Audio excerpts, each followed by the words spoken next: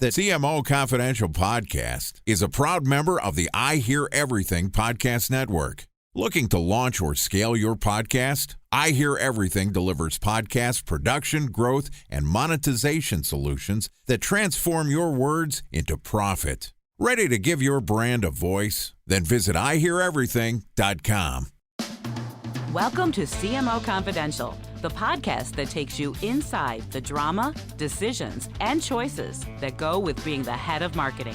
Hosted by five-time CMO Mike Linton. Welcome, marketers, advertisers, and those who love them to Chief Marketing Officer Confidential. CMO Confidential is a program that takes you inside the drama, the decisions, and the politics that go with being the head of marketing at any company in what is one of the most scrutinized jobs in the executive suite.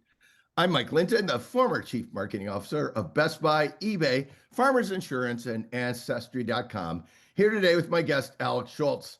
Today's topic, marketing at Meta, the view from the eye of the storm. Now, Alex is the CMO and VP of Analytics at Meta, a position he has held for 5 years. Prior to that, he had various positions in growth marketing at Meta and also founded Paper Planes, a UK-based website nearly 30 years ago. We'll talk about that later. He is also on the board of Lindblad Expeditions. And full disclosure, we worked together at eBay a number of years ago. Welcome, Alex, and it's great to see you. Thank you. It's nice to see you too, and thanks for the support in my early days at Meta. Yes. All right, so let's talk about this role at Meta. What exactly is the CMO VP of Analytics responsible for, and how is your group structured? Yeah, I mean, the way I like to think about things is it's kind of like what I used to do with my little websites was you want to get people to visit the websites and you want to count how many people visited the websites and what they did on it. And that's basically what I do for Meta. And that used to be my hobby. So I have all of the marketing teams globally. So product marketing, experiential marketing, business, consumer, all of our brands. So we have a centralized marketing team similar to Apple or Microsoft or Google. And then I have about a third of the analytics team report to me directly.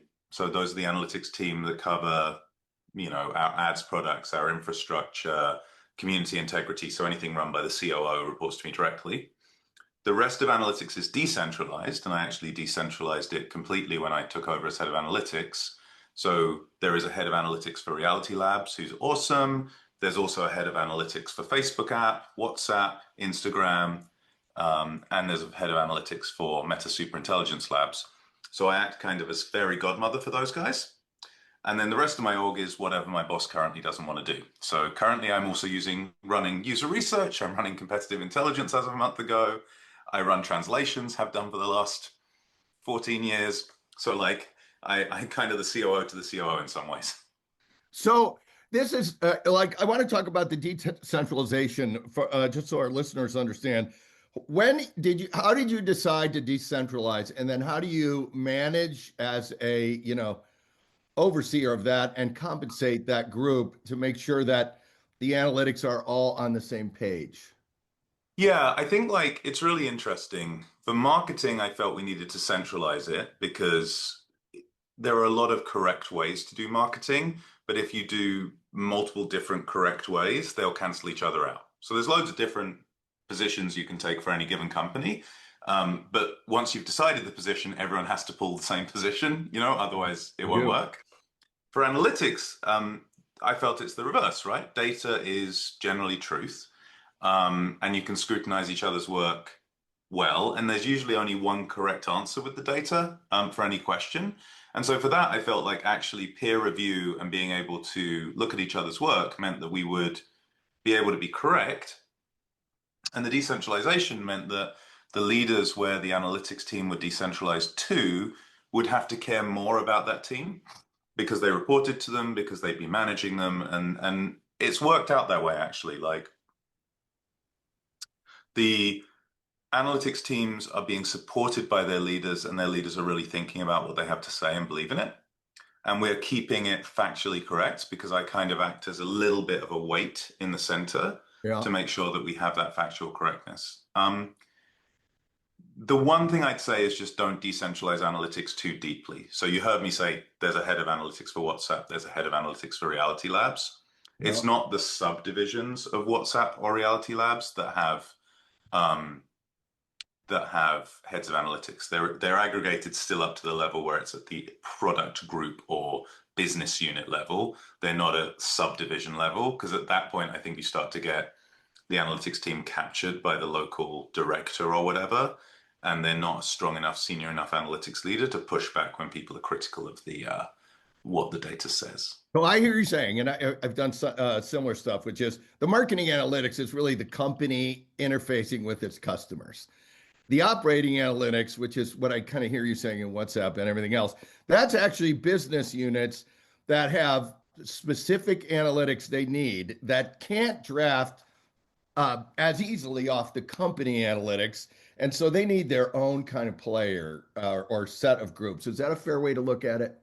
Yeah, 100%. Although you could do it centrally. Like in most companies, analytics exists in this superposition of states where like it could be decentralized or it could be centralized. And people centralize it when they're not getting the right answers because people are grading their own working.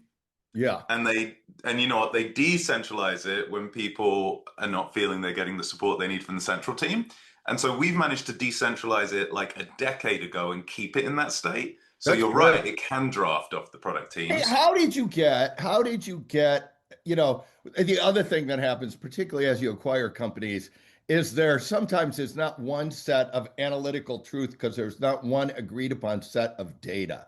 How did you get all the data in the same place or get everybody to agree, yeah, this is the data we're going to use? You can't just be pulling it from here or there. Yeah, I mean, yeah, I, I think so. I've run into this a lot with companies and people I've advised and worked with and so on. The fact of the matter is there is usually one set of truth. Yeah. Like revenue's revenue, free cash flow is free cash flow, EBITDA's EBITDA. You know, there's agreed It's hard to accounting, argue with those. Yeah. right? But also active users, active users, like monthly active users, like did they log in or did they not log in? Daily active users is the same. It's the same thing. Time spent, like it's the same thing.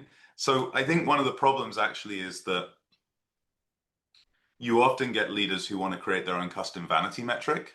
Yep. And so I believe, and look, this might be arrogant, I believe one of the reasons that we've been able to get to a standardized set of metrics, like for example, um, Instagram really wants their monthly actives to be 28 days, and the Mm-hmm. industry standard is 30 days. Mm-hmm. And for the company, we report 30 just across the whole company because I can make that decision. But look, the Instagram team looks at 28 days and that's fine because there's not that much of a variance. So I don't care about Yeah. it that much. There's slight differences in how you define viewport views versus impressions. So Facebook, it's viewport views for a feed impression. Instagram, it's a slightly different definition of impressions. What percent of pixels need to be on screen? How long do they need to be on screen? All of these kind of details. So there's some variance, but fundamentally the core of social media is, do they visit? How often do they visit? How much time do they spend? And like, how much content do they produce? You know, and you can debate lots and lots of different things, but it's actually quite simple. And having me in the center as a pretty strong leader in the company means we debate that stuff less than other companies because I'm pretty well empowered as a head of analytics. And so I think actually a chunk of how you get to this debate is that a CEO, board, senior leadership team doesn't actually empower their head of analytics. And it really is a problem for the company because then two teams will say monthly active, two teams will say Exactly. revenue, and it means different things. Right. The other thing, well, that sounds like a really good foundational set of analytics. So let's flip over. What's it like to do marketing in a business that is always in the center of just about every piece of news in the world? Um, you got political debates, social debates. You're always referenced, even for almost everything. Tell me what it's like to sit in the center of that, and how do you manage it? Yeah, I mean it's very stressful, and you know people have strong opinions about Meta. It is interesting to me how much people want to blame platforms versus people for what they say. And what I see all the time is it's funny. I was on a podcast a few months ago during the book launch, and the person had a set of very political questions they asked me, and I was like, okay, thanks. To those questions, I can tell you your politics, because like you can take the same point of view and you can look at it from different angles, and both sides sort of have different point of views. Look, in most of the world, it's good. So in most of the world, we have a really strong brand and we're in a really great place. In the US and amongst kind of elites in Europe, and throw in Australia and Canada, we're in a much tougher place. And it is stressful to be in the middle of that. But for me, like, I believe very deeply in what we're doing. And so I'm able to actually handle the stress because I believe in what we're doing. I believe in our responses. I feel pretty strongly that this is a good company run by good people who I love and trust. And so that enables me, like, from an emotional level to be able to manage through it, and which is important. And then hopefully from an emotional level, be able to manage my team through it, which is also important, because when you've got, because there's a lot of emotion around this kind of stuff every day. Yeah. So I think the number one thing is, like, how do you manage your emotions and your team's emotions through it? And that comes from a place of, like, really believing in what we do and feeling good about it. And then from a practical point of view, look, the number one thing we can do is stay focused on our products and get past whatever the latest political, usually motivated thing is that's going on with us. And so where we can reduce the cycle length, that's the number one focus, is like, just let's not have long cycles and get back to talking about product and innovation. That's when we do well. And so from a marketing and comms basis, it's a focus on, let's talk about product innovation. Let's talk about people using our products. That always feels good. And let's try and minimize any of the other news cycles in terms of just length. Hey, for people that are not as experienced as this, which is probably everybody listening to this, how do you have rules of the road to reduce cycle length, or response rules to keep this from exacerbating itself when you get in the middle of it, or not? Well, that's really the comms team. I'm very closely partnered with the comms team, but in our company, comms doesn't report to marketing. I think like, number one, like, tell the truth is the most important thing. I think a lot, and hold your position on what you believe is the truth is actually really, really, really important. And beyond that, I think you'd really have to talk to the comms team. Got it. Okay. So you're sitting in the center of all the AI stuff as well. How should people out there be thinking about the future of marketing in the era of AI, and what tips can you give our listeners? And we have at least 5,000 CMOs that listen to the show. So give some tips about how you see the AI revolution, how Meta is playing it, and then tips you would advice you would give to our listeners. Yeah, look, I think from an AI revolution perspective, there's two things kind of to look at in my role. One is what's Meta doing in terms of producing AI, using AI and whatever. And the other is, like, how are we using AI to make ourselves more productive and effective? On the second piece, I think that's where probably the most tips and tricks are for people who are also CMOs and heads of analytics. And the things that I think about for that is it's very much a threshold technology for any given problem. And what I mean by that is, like, the AI typically for any problem has a precision, like how right does it get it? And it has a recall, how many things can it get that right, basically. Of all the things you could ask it, what percentage can it get right? And a human being's the same. Like, you ask any given human being, for example, like, create me a really great ad for Oakley Vanguards for people running in the park. And the human being can go and take photos, or they can use CGI, or they can use Photoshop, or they can do whatever to create that person in the glasses. And my version of really great ad will vary from some other CMOs as to how I review it. But how correct they get it for me to say, yes, run that ad, is the precision. and then how many things I could ask them. It's like running, cycling, biking, golfing, how many of those they can do is the recall. And so what happens is the AI just gets better and better and better at a given problem, and it marches up from having 0% precision and recall until it gets to that human level of precision and recall. And the moment that it beats the human level precision and recall, that's when you start using the AI to do things versus using the human being on their own. Now, typically what's happening is it's a human using the AI. The AI doesn't just run off on its own and do it. Right. And so the reason I say it's a threshold technology is you just don't use it to do anything until it gets better than a human being doing it on their own. And then suddenly it feels crazy that you would ever have done it without AI being part of the solution. And as such, a very gradual move feels very sudden to people when it crosses that threshold. So number one, expect it to be a threshold technology and just see how it's developing, because it will come on you suddenly. It'll appear suddenly, even though it's actually been a gradual improvement. Number two, AI doesn't work on its own right now. Creativity currently is not something the AI does very well. Also, you need to review the output of pretty much any AI, because like it hallucinates, it makes mistakes. It's not very Because sometimes it's wrong too. Sometimes it gets it wrong. Yeah, the other day I asked our analytics agent how many people had more than 5 gigabytes of storage backups for WhatsApp on iPhone in the US, and it told me 90 billion. Wow.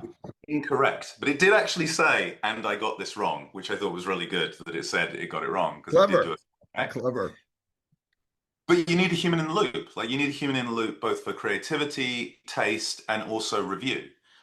And so the second thing is, it's Ginny Romany's quote, AI isn't going to take your job. Someone using AI is going to take your job. And so the second piece is like, we're looking at it from a like, okay, who is the best person at using AI in our team to do these jobs? And then the places where it's working really well are analytics. So this analytics agent using Claude Code is just amazing. And it's got me writing queries again for the first time in like 5 years. Yeah. It is working well at scaling creatives. It is. And making AI videos and changing backgrounds, you know, just like CGI Photoshop used to do, it just does it better. And so those two areas, it's really showing promise. And then obviously the summarization, composition, you know, the joke of like, turn these 5 bullet points into an email, turn this email into 5 bullet points, all of that stuff. So that's where we're seeing it working, and it is scaling people and it's making people more productive. You know, and then for us, yeah, I'm like really excited about next year. Like, we've had a bad year in 25. We had an amazing year in 24. Yeah. I'm pretty hopeful we'll have a great year again next year, but that's for all of you to see and judge. There you go. Hey, yeah, let's go back to the AI question, which is, you know, you have a huge team probably using a lot of AI. If you're out there and you do not have a lot of AI usage, or you need help with AI or a consultant, what advice would you give somebody to say, are these people or is this candidate good at AI or not? Yeah, I mean, we're seeing for candidates versus an agency or whatever, for candidates, we're seeing a barbell distribution, basically.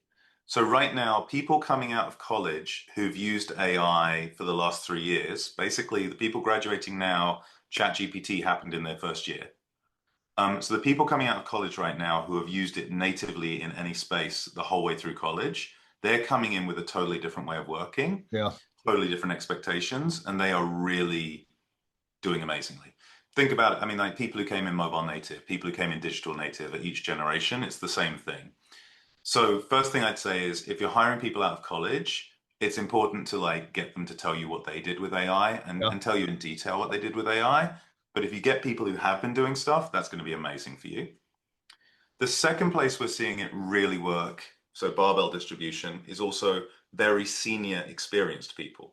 So like individual contributing engineers who are VP level, who are the top kernel expert in Linux. Those folks are just, they're such experts in their field. They know the right questions to ask the AI. And we're watching lots of those folks adopt things like Claude Code or Gemini or whatever for coding. And they're just absolutely doubling their productivity if they are those very top end people. And so first thing I'd look for that. I would expect that pattern to hold. The people in the middle of their careers who are like super, super busy, who are not the world experts in their space, and also haven't natively used AI because they haven't had time for the last 3 years, they aren't as good on average as the people in those ends of the barbell. There are exceptions to every rule. Right. Um, and then the last thing I'd say is, so look at those two different classes. And then the last thing I'd say is this question I asked of like, ask them what they did with AI, like really ask them what they did with it. And then say, you know, the 5 whys comment, Yeah. like just how? Tell me more details. Oh my God, what's a really good prompt for that? How did you deal with hallucinations? Like actually, you know, ask a bunch of those questions to probe whether they're just saying that they used AI, or they can throw out examples of like, oh yeah, no, it hallucinated and it did this crazy thing. And what I actually did was I put it in a loop, or, you know, blah, blah, blah, blah, blah. I agree with this. Well, I'm teaching college now, and one of the things you have to think through is I let them use as much AI as possible, but you have to give them homework that doesn't have an answer. Yes. If it has an answer, they will just get to the answer. So you have to leave it unstructured, and then they can use AI to get to choices or to get to stuff, but they can't, they actually have to think on top of the answer. Um, Yeah. and I think as a professor, it's actually hard to think through the homework and get it exactly right. And I don't know how you would teach certain things in like accounting or finance where there is an answer. Well, Um, and should you? Or should you just know there are tools now? Like, we don't ask people to write out spreadsheets by hand. We don't ask people to be a typesetter before they can do desktop processing anymore. Like, some things are obsolete, and you should expect that the person will use one of these tools in parallel. I mean, as someone who studied physics, everything but thinking through the proof could be done better by a computer. exactly. But you got to figure out, can you actually think or you have to push on the thinking front without the grunt front, I guess. And so the way Yeah. they did it is they pushed on the thinking front in the exams. And then for all the coursework and classwork, you were just expected to be really good at using computers. They just expected you would. It wasn't like, oh, you're going to go and in paper, you're going to figure out the gravitational pull of the Earth in this particular location. No, you're actually supposed to be able to write the damn computer program. There you go. Yeah, I was doing that gravitational pull thing the other day just for fun. Hey, so what things should marketers be doing right now to prepare not for 26, but for even for 27 and beyond? Yeah, I mean, this is the right question. This is the exact right question, because I think too many people are preparing for where the world is right now. Yeah. And with AI in particular being this threshold technology that crosses thresholds of capabilities, that's hill climbing all these different areas, if you don't skate to where the puck is going, you are going to be really left behind. So it's the most important question for everyone to ask, I think. You know, number one thing I think you need to be doing is get in the flow of information. Because how can you know where the puck is going to if you don't actually have the information coming in about decisions people are making, where people are moving towards, and so on and so forth? So, you know, follow the AI leaders, whether it's Alex Wang on our side, whether it's Sam, whether it's Carpathy, whether it's other accounts like Rune or whatever, but like actually get in there and follow the people And when posting you about say the this. information, you're talking about basically the progress of AI around the world. That's what you mean by that. So that's Yeah, that's get in the AI writ information flow. large. Yeah. Yeah. Look, I mean, you can go and you should definitely be adopting tools internally, using them, drilling yourself. Like, I don't know, I'm not adding anything to you to tell you to do those things. You're intelligent listeners, they know that. But like, I actually think the thing that lots of people are failing to do is get in the information flow, even internally. You know, when, as it happens, Alex Wang, who's joined us to lead Meta Superintelligence Labs, I invested in Scale.ai like, I don't know, 7 years ago personally.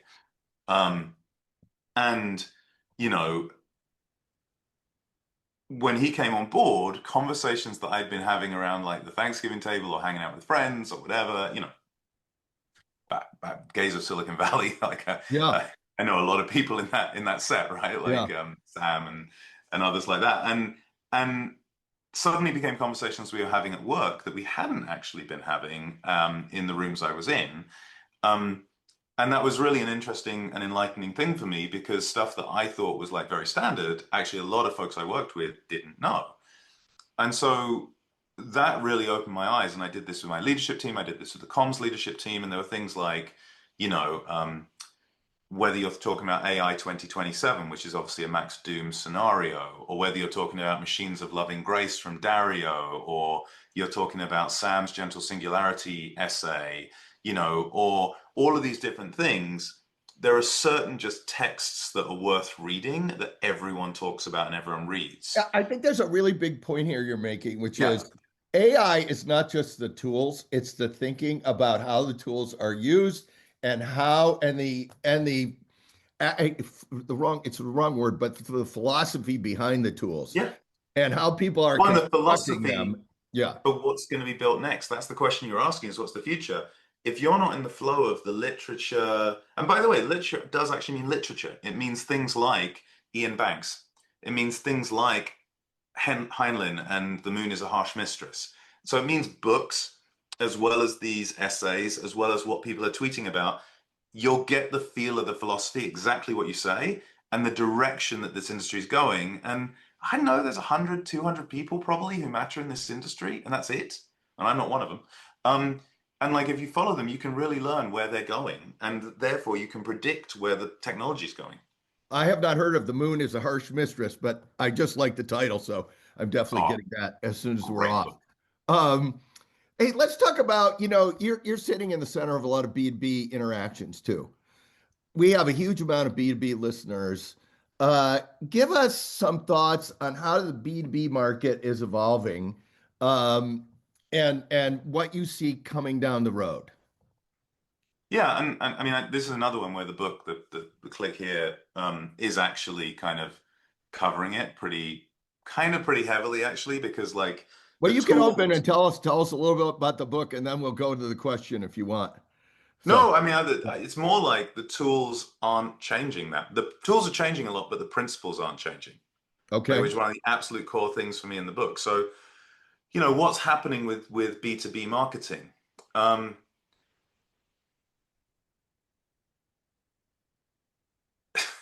I mean, a lot of it's staying the same. So you need to promote to people in product, and you need to actually say to them, hey, use my product for this. Please use it for this. So whether you're Google, whether you're us, but bluntly, whether you're booking.com talking to their hotels, or Expedia talking to their hotels, like, you need to get people to adopt the new tools. What are the new tools? They're AI. They're agentic AI. They're getting people to communicate over messaging with their clients, their customers, but not just use WhatsApp plus AI agents on top of it. Not just use Salesforce, but use Salesforce plus digital sales reps on top of it.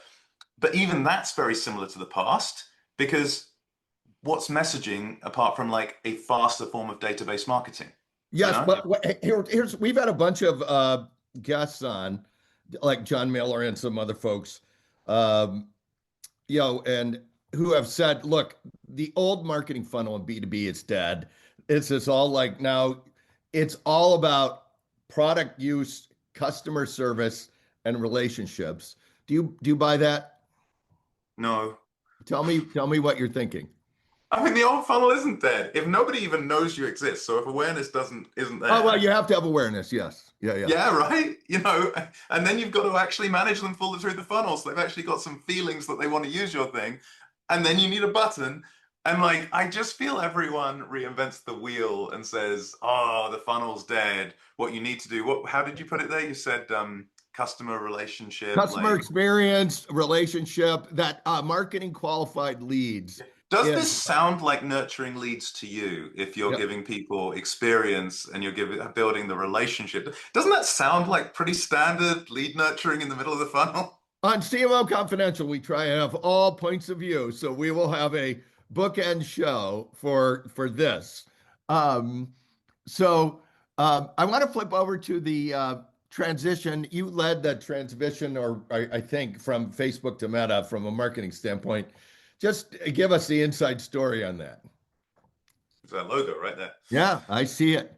It's very Printed tastefully in placed, three too, dimensions. by the way. Yes, What? I have logos everywhere.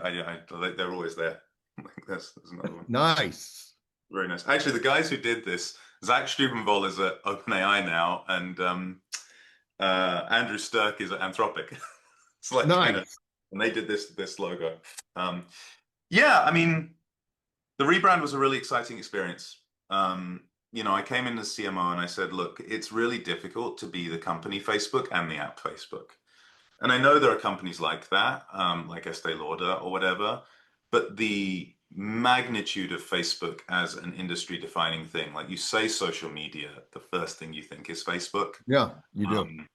And it's so industry defining that it was overwhelming the rest of the products. Like Facebook Inc. was not getting any credit for building WhatsApp into what it's become. Facebook Inc. was not getting any credit for Instagram. Yeah. And certainly nothing for the innovation that was happening with Reality Labs, whether it's the glasses or whether it's the headsets. Like we weren't getting any. We're doing great on product placement, by the way. I mean, the way you have brought all this stuff out physically, it's true. Yeah, you might as well hold up the book. There you go. Excellent.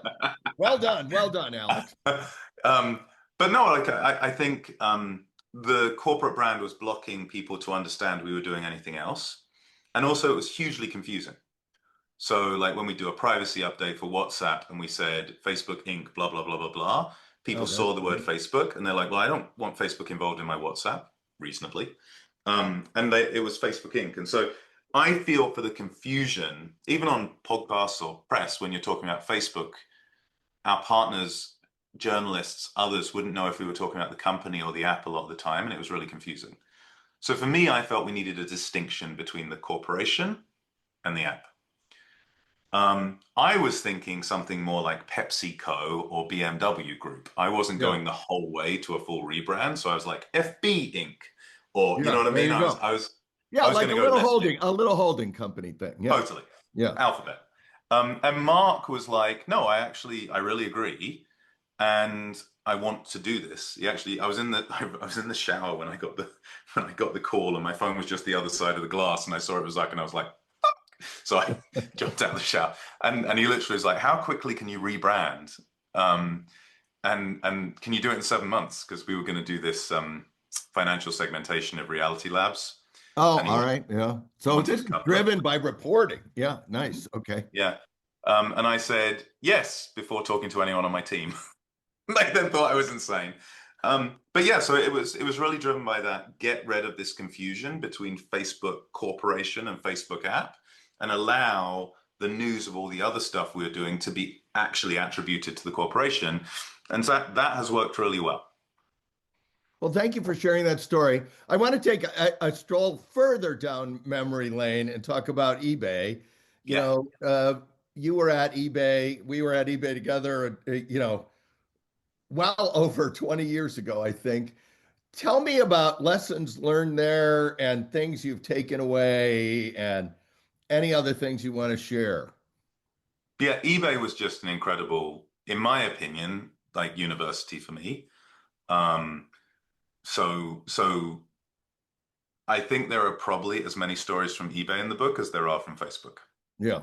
That's how important it is to me 20 years on. Things I really learned from eBay. I think the number one thing that eBay taught me was incrementality measurement in marketing.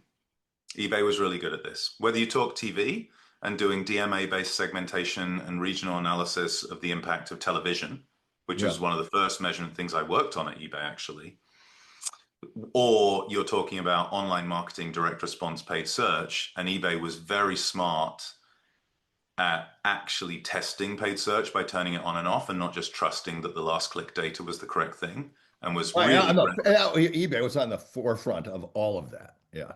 And honestly, all of those principles that eBay taught me are valid today when you buy social media. Search hasn't changed. Search is still last click wins in terms of how, and obviously that's exactly what I do like my colleagues at Google, and I wouldn't have my career without Google. But it is in their favor to optime for last click winning. That's just the nature of where they are. Not just in their favor, like completely in their favor. It's like you start the matchup 2-0. Yeah, absolutely. So, look, more credit to them. They're doing exactly the right thing strategically. But eBay taught me about incrementality measurement. Do you remember when we turned off all of paid search? Yes, I do. Right? And what happened was the numbers moved differently to what we expected based on our post-click tracking. And we had to turn them off because Google was launching Google Pay, and they had put buses to take all the people away from Meg Whitman's speech at eBay Live in Boston. I was there. That was like the Tea Party incident. That was so insane. And Yeah, so it we was so insane. retaliated by turning off our ads. Yeah. And we were such a bidder in Google. What was crazy is Google learned from this too, because we were a low price bidder on every keyword basically at Google. And Google saw their revenues drop more than they expected on losing us because we dropped out of the auction on all these auctions. And we saw that Google was actually more impactful than we thought it was, right? Because the numbers went down more than we predicted. And that taught us about incrementality. And so it was actually like just the learnings I had on incrementality, so many things like brilliant people, talent, organizational structure, rhythm of business, communications, dashboarding. But if I was to take one thing away, it's eBay taught me how to do incrementality measurement in large scale online marketing. And that is one of the two core pillars of my book. We'll talk about that in a second, but that was also when frenemies fight. I mean, that was like, it's such a huge relationship, and then have that fight break out at an eBay Live event. I mean, that was quite. Well, and also all the people involved in paid search on both sides had nothing to do with the fight. Yeah. Right? They were just like, we just want to sell you ads and we want to buy ads, but like the rest of our companies have just gone to war. Yes, and it was. Any other lessons from eBay? Because eBay had at the time a hugely dominant position in tech, and it's moved from that position now. Any when you look back on it, any observations?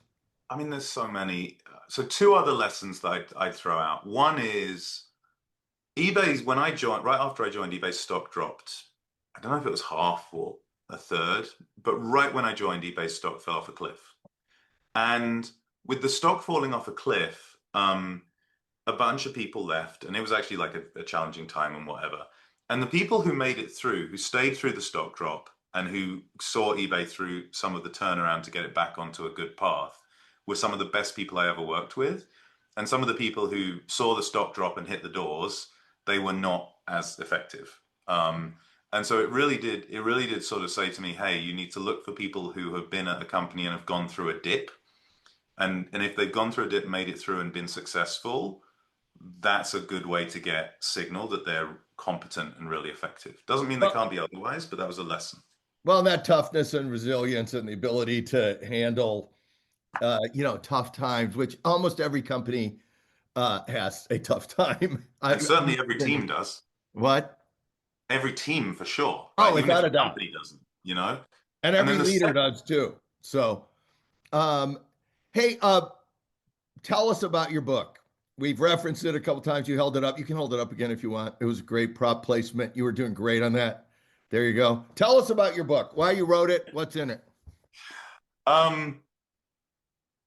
Yeah, look, I mean, I personally think, and maybe that's not fair, but I personally think there isn't a great guide to digital marketing, the basics, like how to do paid search, how to do social media, how to think about organic versus display, how to do product-led growth using in-product promotions, what the basic infrastructure is you need from a MarTech stack, from an agency stack, from a team, stack. And so like what I wanted to do was do a good book that would be a good reference book for anyone who, maybe they are, maybe they're new to the industry, maybe they're from not the marketing team, but they're from say finance and they want to understand how to talk to marketing about marketing or how to judge it.